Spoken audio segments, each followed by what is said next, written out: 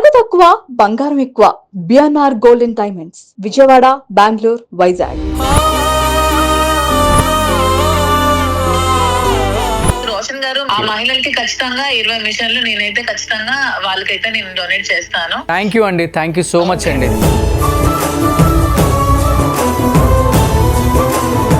మాధురి గారు thank you, and thank you Srinivas గారు. నేను నిరంతరం చేస్తున్నటువంటి సర్వీస్ లో భాగంగా కాంచీపురం ఒకలా సిల్క్స్ నుంచి ఒక 21 మిషన్లు ఇవ్వాలని నిర్ణయించుకున్నాం, ఇచ్చింది.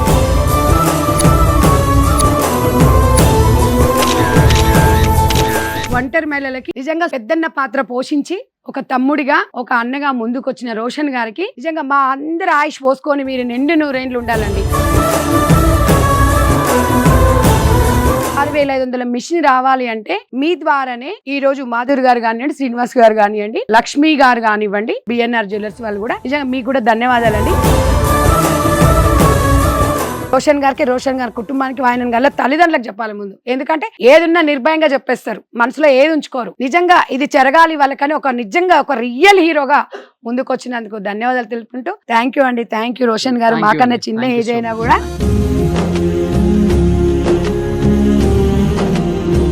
జీవిత వేదిక ప్రోగ్రామ్ చూసిన తర్వాత ఫస్ట్ రెస్పాండ్ అయింది మాధురి గారు. ఫస్ట్ ఆఫ్ ఆల్ హ్యాట్సప్ అండి. మీరు ఫస్ట్ ఎపిసోడ్ చూసామా, 20 మిషన్స్ నేను స్పాన్సర్ చేస్తాను, ప్రతి ఒక్క ఒంటరి మహిళకి మాధురి గారు ఇచ్చారు, డెఫినెట్ గా వాళ్ళకి హెల్ప్ అవుతుందని అనిపిస్తే ఇచ్చేయండి అని చెప్పేసి ఆమె లైవ్ లో కూడా చెప్పారు.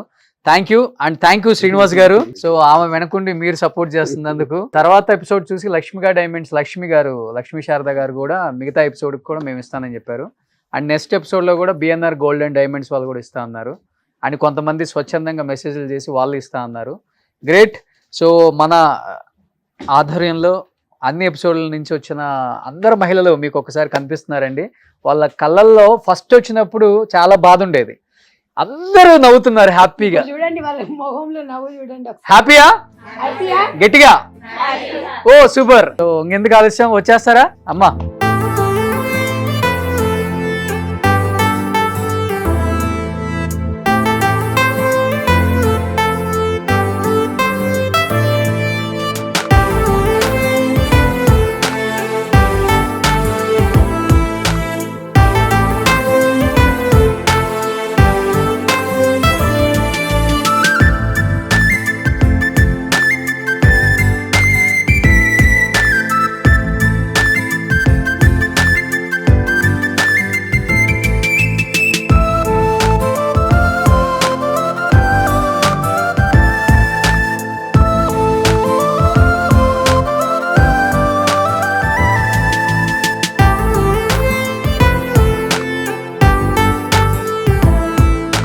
శ్రీనివాస్ గారు ఆల్రెడీ గవర్నమెంట్ లో ఒక పార్ట్ ఉన్నారు కాబట్టి, రాజశేఖర రెడ్డి గారి దగ్గర నుంచి చూస్తున్నారు కాబట్టి, సార్ ఎందుకు ఈ ఒంటరి మహిళల్ని అప్పుల్లో ఐడెంటిఫై చేశారు కానీ ఇప్పుడు పట్టించుకోవట్లేదన్న ఒక ఉంది, బట్ ఏం చెప్తారు మీరు? రోషన్ గారు ఈ రోజు మంచి కార్యక్రమం చేశారు, జీవిత వేదిక. ఈ వేదిక ద్వారా మరి సోదరీమణి సంధ్యా గారి ద్వారా కూడా బ్రహ్మాండంగా చేసి మాకు భాగస్వాములు చేశారు. మేము నిరంతరం చేస్తున్నటువంటి సర్వీసెస్ లో భాగంగా కాంచీపురం ఒకలా సిల్క్స్ నుంచి ఒక 21 మిషన్లు ఇవ్వాలని నిర్ణయించుకున్నాం, ఇచ్చాం. ఇది మెయిన్ సబ్జెక్ట్ ఏంటంటే ఈ ఒంటరి మహిళలు అన్నది నేను పాదయాత్ర చేసిన అనుభవం నాకుంది, ప్రతి గడప నేను సందర్శించిన అనుభవం నాకుంది. ఒక ఎమ్మెల్యేగా ఎంపీగా నేను కంటెస్ట్ చేశాను, ఇప్పుడు ఎమ్మెల్సీగా ఉన్నాను ఆంధ్రప్రదేశ్ గవర్నమెంట్లో. మేము విలేజెస్లో తిరిగేటప్పుడు విలేజ్లో ఒక 1000 మంది ప్రజలు ఉంటే అందులో 500 మంది మహిళలు ఉంటారు, ఒక 520 మంది 10 మంది ఇలా పురుషులు ఉండొచ్చు. వీళ్ళలో చిన్నపిల్లలు అందరిని తీసేస్తే 400 మంది మహిళలు ఉంటారు. ఆ 400 మంది మహిళల్లో కనీసం ఒక 25 మంది ఒంటరి మహిళలు ఉంటారు. నేను లిటరల్గా నేను చూసి పరిశీలించింది, నేను వ్యక్తిగతంగా చూసినటువంటి అనుభవం ఇది. ఈ అనుభవంతో నా ఉద్దేశం ఏంటంటే ఇది రాష్ట్రాలకే కాదు దేశం మొత్తం ఈ సమస్య ఉంది. కేంద్ర ప్రభుత్వమే దీని మీద ప్రత్యేక దృష్టి సారించి ఒంటరి మహిళల కోసం ఏదైనా ఒక స్కీమ్స్ని వాళ్ళకి బలాన్ని ఇచ్చే కార్యక్రమాన్ని చేస్తే మంచిదన్నది నా అభిప్రాయం. దీన్ని మొట్టమొదటిసారిగా కనిపెట్టింది కూడా డాక్టర్ వైఎస్ రాజశేఖర రెడ్డి గారు. 2004లో వారు ముఖ్యమంత్రి అయిన తర్వాత 2009 వరకు ఒంటరి మహిళలకి ప్రత్యేకంగా పెన్షన్స్ ఇవ్వటం, ఆదర్శ గ్రామాల ద్వారా ప్రతి ఒంటరి మహిళకి ఓ ఇల్లు ఇవ్వటం బ్రహ్మాండంగా కనిపెట్టారు, చేశారు. తర్వాత ఏమైందంటే వీళ్ళని ఒంటరి మహిళలు అంటే ఎవరు, దీన్ని ఎలా మనం ఐడెంటిఫై చేయాలి అన్నది ఒక పెద్ద సమస్య అయిపోయింది. ఒంటరి మహిళలు అంటే భర్త ఉండకూడదు అంటే భర్త ఉంటాడు, ఉండే హింసిస్తాడు, ఉండి లేనట్టే ఉంటుంది, విపరీతంగా తాగుతాడు, మద్యం సేవిస్తాడు, కొడతాడు, అల్లరి పెడతాడు, సంపాదన ఉండదు. నిన్ననే నేను మా కాన్స్టిట్యున్సీలో ఒక పెళ్లికి వెళ్ళి వచ్చాను. ఆ తల్లి చెప్పకూడదు, అసలు చాలా తక్కువ వయసులో మ్యారేజ్ చేసేసింది. ఎందుకంటే భర్త బాధ భరించలేక ఏదో ఒక సంబంధం వస్తే పెళ్లి ఆ పాపకిచ్చి పెళ్లి చేసేసింది. ఎందుకంటే సంపాదన లేదు, భర్త బ్రతికున్నాడు, ఆటో డ్రైవర్, కానీ తాగి ఆ ఇంటిని నాశనం చేస్తున్నాడు, కుటుంబానికి ఉపయోగపడ్డు. ఇలాంటి పరిస్థితులు ఆవిడ ఒంటరి మహిళే. వీళ్ళందరికీ భర్తలు ఉండొచ్చు, కానీ వీళ్ళు ఒంటరి మహిళలు. వీళ్ళకి భర్తలు ఉండి కూడా ఉండనట్టే, ఉండి కూడా ప్రయోజనం లేదు. పిల్లల్ని పోషించుకుంటా, కూలి పనులు చేసుకుంటా నానా అష్టకష్టాలు పడుతున్నారు. వీళ్ళని ఐడెంటిఫై చేసి ప్రతి పంచాయతీ గ్రామంలో కూడా ఖచ్చితంగా వీళ్ళకి స్కీమ్స్ అలౌ చేయాలి. వీళ్ళకి ఇల్లు ఇవ్వాలి, ఫస్ట్ ఖచ్చితంగా ముందు ఇల్లు ఇవ్వాలి. ప్రతి నెల మనం వికలాంగుడికి ఎలా పెన్షన్ ఇస్తున్నాం, లేదా వృద్ధులకు ఎలా పెన్షన్ ఇస్తున్నాం, వితంతువులకు ఎలా పెన్షన్ ఇస్తున్నాం, అలాగే వీళ్ళకి ఒంటరి మహిళలకు కూడా పెన్షన్ ఇవ్వాలి. ఇది తర్వాత జగన్మోహన్ రెడ్డి గారు బ్రహ్మాండంగా ఏపీలో చేశారు. జగన్మోహన్ రెడ్డి గారి కాలంలో జరగడానికి కారణం ఏంటంటే వాలంటీర్ సిస్టమ్. ప్రతి 50 ఏళ్లకు వాలంటీర్ ఉండేవాడు. ఆ వాలంటీర్ ఆ 50 ఏళ్లలో ఎవరు ఒంటరి మహిళలు అనేది ఐడెంటిఫై చేసేవాడు. ఆయన సెక్రటరీకి ఇచ్చేవాడు, సెక్రటరీ అప్రూవల్ చేసి గవర్నమెంట్కి పంపించేవాడు. ఖచ్చితంగా వాళ్ళకి స్కీమ్ వచ్చేది, ఇల్లు వచ్చేది, పెన్షన్ వచ్చేది. ఇలాంటి పద్ధతులు అవలంబిస్తే ఖచ్చితంగా ప్రభుత్వం వేల కోట్లు, లక్షల కోట్లు ప్రజా శ్రేయస్సు కోసం ఉపయోగిస్తుంది, ఖర్చు పెడుతుంది ప్రభుత్వం. కేంద్ర ప్రభుత్వాలు కానీ రాష్ట్ర ప్రభుత్వాలు కానీ పెడుతున్న దాంట్లో సరైన పద్ధతుల్లో రీచ్ అయ్యే విధానంలో మనకు లోపాలు ఉన్నాయి, వ్యవస్థలో లోపాలు ఉన్నాయి. ఎందుకు మనం ఇప్పుడు ఒక మహిళ ఉన్నారమ్మా, ఈ మహిళకి భర్త ఉన్నారమ్మా, భర్త ఉండేటప్పుడు ఉండి కూడా ప్రయోజనం లేదు. ఆమెను ఒంటరి మహిళగా మనం గుర్తించాలి. ఎలా గుర్తించాలి? భర్త ఉన్నప్పుడు ఎలా గుర్తించగలం? కానీ భర్త ఆమెకు సక్రమంగా చూడట్లేదని కంప్లైంట్ ఉందా, సబ్ ఇన్స్పెక్టర్ రిపోర్ట్ తీసుకోండి, ఆ ఊర్లో పెద్ద మనుషుల రిపోర్ట్ తీసుకోండి, సెక్రటరీ రిపోర్ట్ తీసుకోండి. ఆమెకు ఏ ప్రయోజనం లేదండి, ఇల్లు లేదండి, పిల్లలతో చాలా కష్టాలు పడుతుంది, ఆమెకు ఒక స్కీమ్ ఇవ్వండి, ఇల్లు ఇవ్వండి అని చెప్పేటట్టు ఒంటరి మహిళగా గుర్తిస్తే ఆమెకు స్కీమ్స్ ఆటోమేటిక్గా వస్తాయి. రాష్ట్ర ప్రభుత్వాలు ఖచ్చితంగా ఒంటరి మహిళలకి ఒక ప్రత్యేకమైనటువంటి బాధ్యత వహించాలి. ఈ స్కీమ్ని ప్రత్యేక బాధ్యతతో ప్రతి ఒక్క ఒంటరి మహిళకు కూడా అందేటట్టు చేయాలి. దీన్ని కమిటీల ద్వారా కానీ, గ్రామ పెద్దల ద్వారా కానీ, ఆ సర్పంచ్ వార్డు మెంబర్ల ద్వారా కానీ, ఎంపీటీసీల ద్వారా కానీ, ఎంపీపీలు జెడ్పీటీసీల ద్వారా కానీ, అవసరమైతే కలెక్టర్, అడ్మినిస్ట్రేషన్, ఎంపీడీఓ ఉంటారు, ఎంఆర్ఓ ఉంటారు, వీళ్ళందరి ద్వారా కానీ ఐడెంటిఫై చేసి, గ్రామంలోకి వెళ్ళి ఐడెంటిఫై చేసి వీళ్ళు ఒంటరి మహిళ అని గవర్నమెంట్కి ఆధార్ కార్డుతో ఆ నెంబర్తో మనం రికగ్నిషన్ ఇస్తే, గుర్తిస్తే తప్పకుండా ఆ స్కీమ్ వస్తుంది. ప్రభుత్వాలు పెడుతున్నటువంటి ఖర్చులు ఒంటరి మహిళకి వెళ్ళట్లేదు, ఆ ఫైనాన్స్ ఆర్థిక పరమైనటువంటి సహకారం. కాబట్టి ఒంటరి మహిళల తరఫున నేను బాధపడిన రోజులు చాలా ఉన్నాయి. రాజశేఖర రెడ్డి గారు చేసిన పనికి చాలా సంతృప్తి చెందిన సందర్భాలు ఉన్నాయి. జగనన్న ప్రభుత్వంలో కూడా ఇవి ఖచ్చితంగా గట్టిగా చేయగలిగినాం. ఇప్పుడు మళ్ళీ కొంచెం సరిగ్గా జరగట్లేదని నేను వింటున్నాను. వాలంటరీ వ్యవస్థ తీసేసినారు కాబట్టి మళ్ళీ ప్రాబ్లమ్స్ వచ్చినాయి. కాబట్టి ఏ రాష్ట్రమైనా సరే ఇది అవలంబించాలి. కేంద్ర ప్రభుత్వం ప్రత్యేక దృష్టి ఒంటరి మహిళల మీద పెడితే బాగుంటుందండి. ఎంజీఎన్ఆర్ఈజీఎస్ ద్వారా కొన్ని పనులకి వెళ్ళగలుగుతున్నారు. కేంద్ర ప్రభుత్వం నుంచి జరుగుతున్నటువంటి సహకారం ఆ మాత్రం ఉంది. ఉపాధి హామీ పనులకి వెళ్తున్నారు, పని చేసుకుని వస్తున్నారు. కానీ అది చాలదు, అది కూలి పనిగానే మిగిలిపోతుంది. వాళ్ళకి ఇల్లు లేదు, పిల్లలకు చదివించుకోవడానికి అవకాశం లేదు. ఇవన్నీ బాధ్యతలన్నీ ప్రభుత్వం చేపట్టాలని నేను కోరుకుంటున్నాను. ఇంకొకటి ఏంటంటే ఆంధ్రప్రదేశ్ నుంచి కూడా ఆల్మోస్ట్ ఒక 500-600 మంది మెసేజ్లు, కాల్స్ ఒంటరి మహిళలు. మేము అక్కడ ప్రోగ్రామ్ పెట్టాలి అంటే డెఫినెట్ గా చెట్ల కింద పెట్టాలి, అప్పుడే తెలుస్తుంది వాళ్ళ బాధ. ఆంధ్రప్రదేశ్ లో ఇబ్బంది చాలా ఎక్కువ ఉందండి.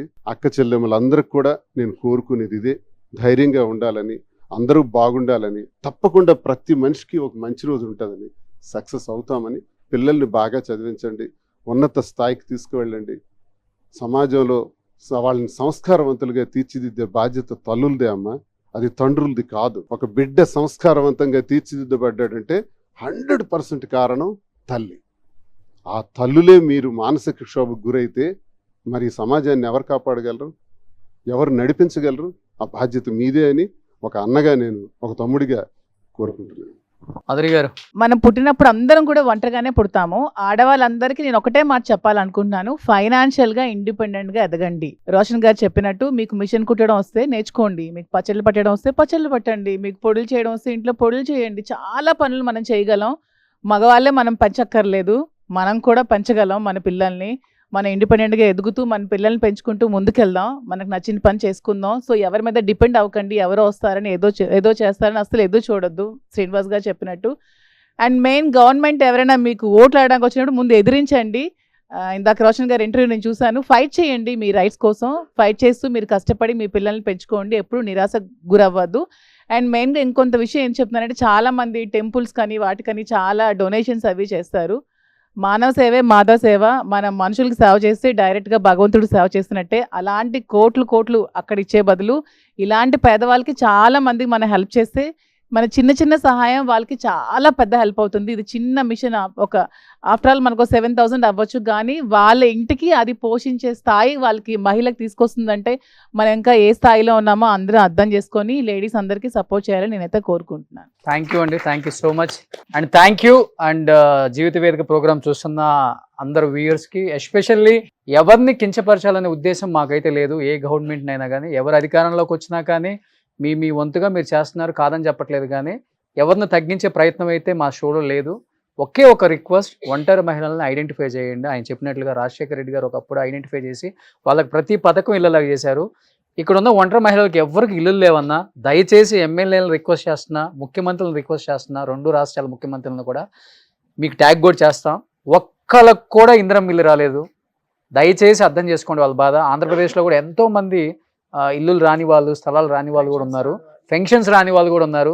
దయచేసి ఎమ్మెల్యేలకి మీరు ఒక అల్టిమేట్ జాబ్ చేసి డెఫినెట్గా ఒంటరి మహిళలను ఐడెంటిఫై చేయండి. ఎందుకంటే ఎన్నో సర్వేలు చేస్తున్నారు. ఈ సర్వే మీకు నథింగ్ 1 monthలో ఫినిష్ అవుతుంది మీరు అనుకుంటే. వీళ్ళందరికీ సపోర్ట్ చేస్తారని మనస్ఫూర్తిగా కోరుకుంటున్నాను. Thank you so much.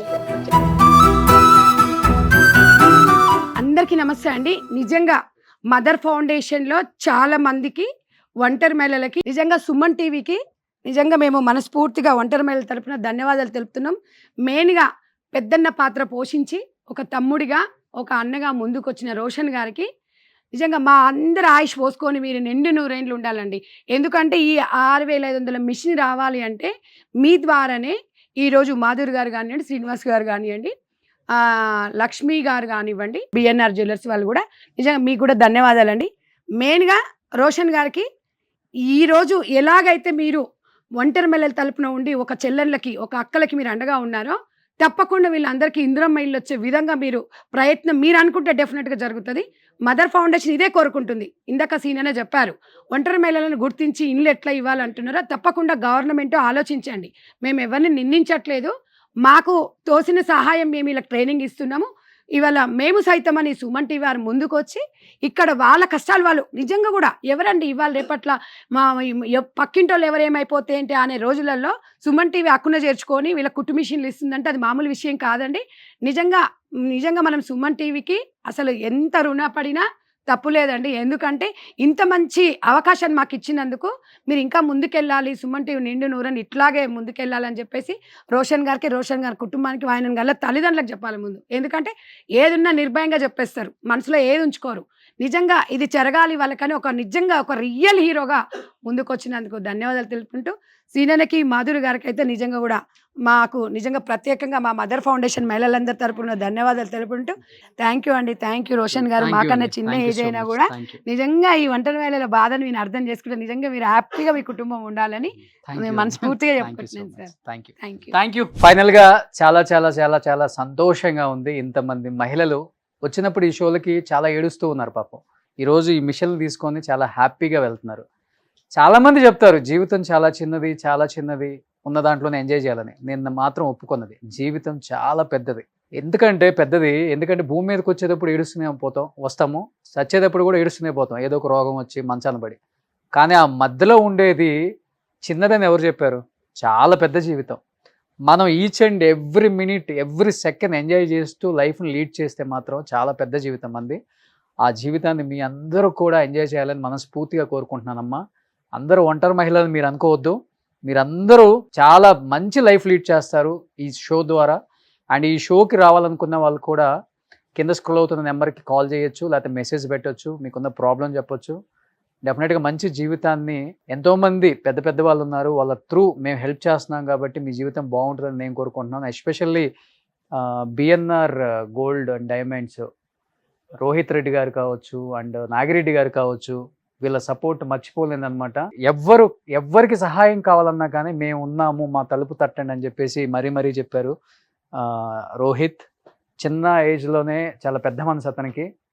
వాళ్ళ నాన్నగారు నాగిరెడ్డి గారు నేర్పించిన విలువలు ఈరోజు ఎంతో మందికి జీవన ఉపాధిగా మారింది. సో ఈ షో చూస్తున్న వాళ్ళకి, ఈ షోని సపోర్ట్ చేస్తున్న వాళ్ళకి, ఇంతమంది ఒంటరి మహిళలకి మేము ఉన్నామని భరోసా ఇచ్చే వాళ్ళందరికీ కూడా మరొకసారి చేతులు జోడించి నమస్కారం చేసుకుంటూ, జీవిత వేదిక షో ద్వారా, సుమన్ టీవీ ద్వారా మీ రోషన్ ఎప్పుడు రుణపడి ఉంటాడని మనస్ఫూర్తిగా కోరుకుంటున్నాను.